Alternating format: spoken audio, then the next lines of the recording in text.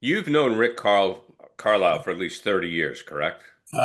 Try 40. Right, I think he was a rookie in 84. right. Well, I remember him because he was at the University of Maine for 2 years. And Yeah. that was a big deal for us. And you're I'm gonna say you're one of us, Bob. You're there a lot in the summer. You're one of Oh, us. that's my second state. No, That's it. But Rick Carlisle was a big deal for us. So why don't you talk about his journey and his maturation process and the adjustments he made? comes from Ogdensburg, New York, up in the upper neck up there near the Canadian border, Yeah, cold country. And had it. He after high school, he did a PG year at Worcester Academy. right. He went to Maine, and after 2 years, he transferred to University of Virginia, which in those days you had to sit out a year. So by the time he was a Celtic rookie, he was 24, going on 25. He was a mature, completely mature, aware human being over and above being a basketball player. We learned out that he was a piano player. Taught himself to play piano by ear. And so when you went into another city, you might go into the lounge and they had a piano we could play. Anyway, it was a cerebral young man and a methodical player, a good jump shooter. Didn't have the greatest athleticism. Had his moments with the Celtics. Not he was a good pick. Won his shrining game. I know it was in February of '86 in LA. He had a Sunday afternoon game. We had like 10 points off the bench. It was a real big, important contribution that day. But he's never a great NBA player. He bounced around after that. But you knew he had coach vibes. He had coach DNA. Right. And the interesting thing to me about Rick is how he's changed, evolved as a coach. He was a pretty much no nonsense, orthodox coach in terms of style of play when in his previous incarnations in Detroit and Dallas and so forth. He has reinvented himself into this is the best transition team in the league right now. I think they think fast break better, more and often and better than any team. I sometimes I watch them. They will score after you score. You better get back on defense. This is a homework. It's like rewatching the Showtime Lakers all over again. And I'm not kidding, people. If you haven't watched this team, they will come back right back at you when you score. You better get back. He's on the attack all the time with this team. This is not the Rick Carlisle of 15 or years ago. This is a guy he's adapting to his personnel and he's adopted a style of play that would have been very antithetical to the one that he had as a coach when he started. And I think we should commend him for that, for being willing to be flexible and to evolve as a coach. So you throw that in with all the experience he now has accumulated in the league, as a player, as a coach, the experiences he's had. He's a top of the line coach. By the way, I don't know if people know this, but they have a coaches association, and he's been its president for like 2 decades.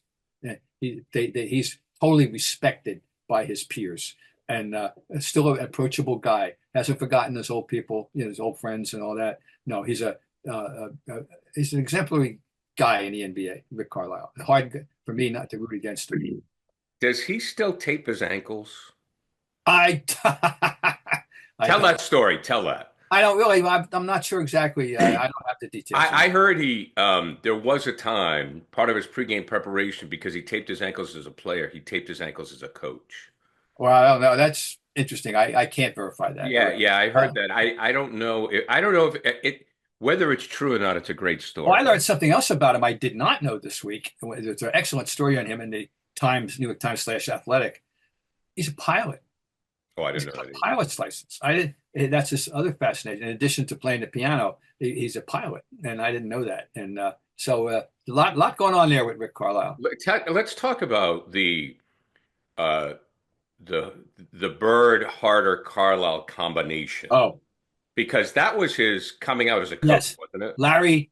Right, Larry hired him basically to be his defensive coordinator when Larry took over in 1997 with the Pacers, and of course Harder was a defensive, hard-nosed guy. Dick Harder, interesting guy, fun guy. You wouldn't know until you got to know him how playful he was, put it that way. But he was a serious guy when business came, and a tough guy, absolutely. But yeah, that all worked together. He was a young coach, but Larry because Larry being Larry knew what he didn't know or didn't where he was not as proficient, and he knew he wanted to go out and get a mentor type, and that was harder, and a defensive oriented guy, and that was Rick. And Larry was a very successful coach I know. in those 3 years. He went to the finals once, and the other one, the Dre's drop. This is the what if that he will take to his grave and from his coaching career was they lost to the Bulls in the seventh game. I was there, and they lost to the Bulls in the seventh game. There was a key jump ball with about 20 seconds to go in a tie game or a 1 point game, whatever it was, and the Bulls got it, and Larry blamed himself for not having his team positioned properly. He Right. took it. He took the fall. That was Larry. What can I I say? remember when Larry returned, I'm sure you knew you with it, when Larry returned to the Garden and it was as the head coach of the Pacers. And so I was, covering it. And I remember being in the locker room after the game because they beat the Celtics. And I remember when Larry walked out, he sat on the bench, he sat down, and it was his first time back at the Garden. Mhm. And of course, the new Garden, the new Garden, Yeah. Oh, yeah. the new Garden, because he did say it would have been much more difficult if it was the old place. No. Oh, no. He felt Yeah, the very old place would have been proprietary. hard.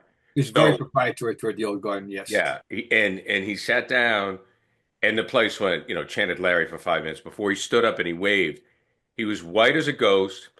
After the game in the locker room, he's sitting next to McHale, and he was I want to say he was visibly shaken, but of course they were having a light beer, but it affected him to the point where he was just like, thank God, that's over with. We Mhm. won the game.